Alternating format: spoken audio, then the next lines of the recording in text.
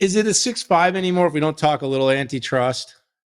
It's not, Dan. It's not at all. I Let's mean, let's talk some antitrust. let's talk some antitrust. So, in the background of Microsoft, Activision, VMware, Broadcom, FTC chasing Meta for buying a small XR company, Amazon trying to buy a vacuum cleaner company, Roomba. That's my favorite, by the way. Um, oh my gosh, What will we ever anti-competitive. do if we can't all have a robotic vacuum? No, I know. I mean, you can imagine what Amazon could do with that. I mean, it could possibly make the vacuum walk down or fly to the distribution It could. center, get my stuff, and fly back and stick it in my refrigerator and in my drawers. By the way, that'd be cool. What if it cured some diseases by purifying, getting dirt and dust and grime? I mean, it could be like the you know virus killer. Anyways, that is the backdrop of the craziness that we're looking into. And by the way, Apple, having a monopoly over its app store, I get, right? Amongst others. But hey, on the heels of the UK saying it's going to investigate the Adobe-Figma deal, the EU has kicked off its investigation, which, again, not surprised.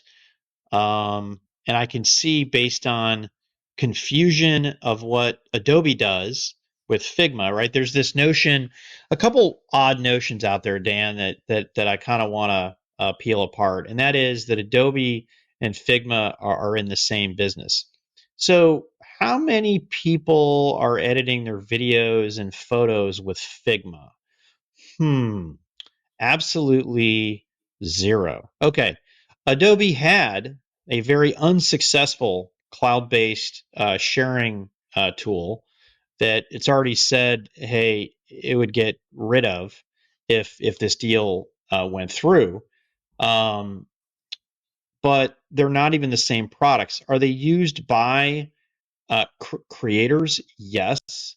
Are they the same products? Absolutely freaking not. And there's this other argument that says, well, if Adobe tried hard enough, it would be able to create what Figma does. Well, guess what?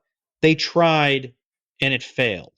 And their CEO is on the record saying exactly that. This did not work. We could not do this. There's this other argument that Figma could do what Adobe does. Folks, I mean, creative professionals out there, could you not use Adobe uh, and just use Figma to do what you do, or vice versa? Absolutely not. After 20 plus years of Adobe creating their products, Figma is not going to magically replace that. So again, I don't understand it. I think we're into kind of crazy land here with regulation. I believe that it's primarily based on regulators who don't understand business and how they operate.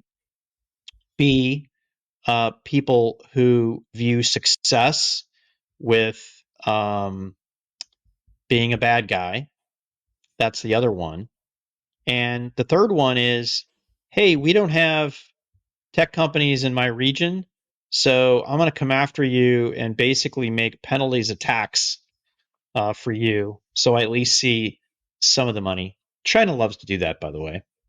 And there are some people who speculate that the EU issues these fines as a revenue generator. That's it. That's all I got, buddy.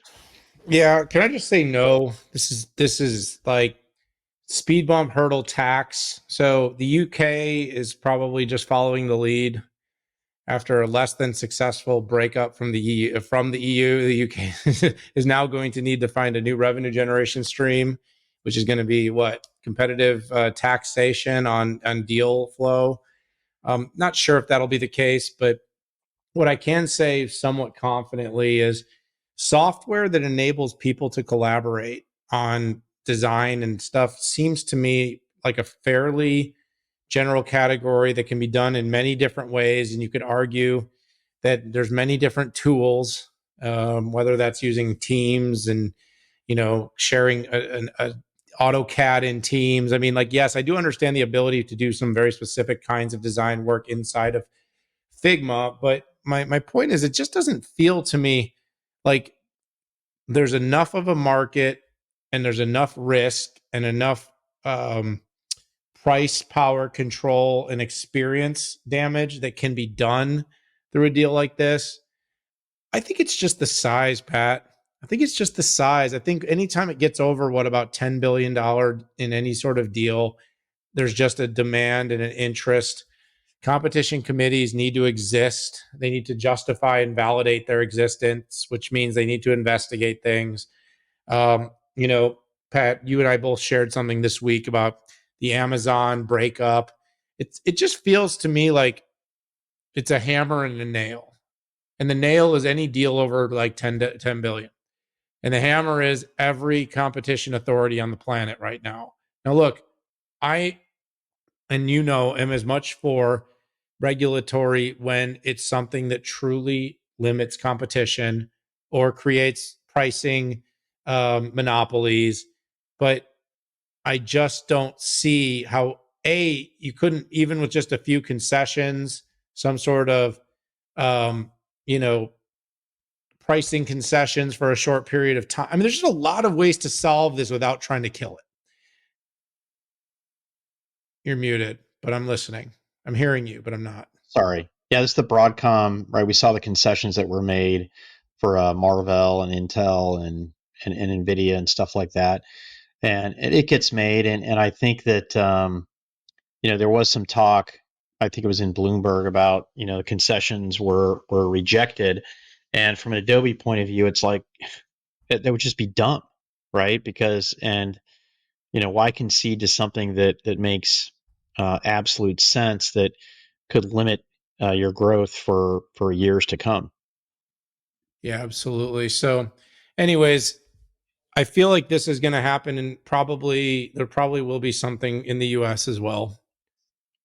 And while I genuinely believe this deal should go through, and this is not one that a lot of time should be spent on, there'll be some time spent on it.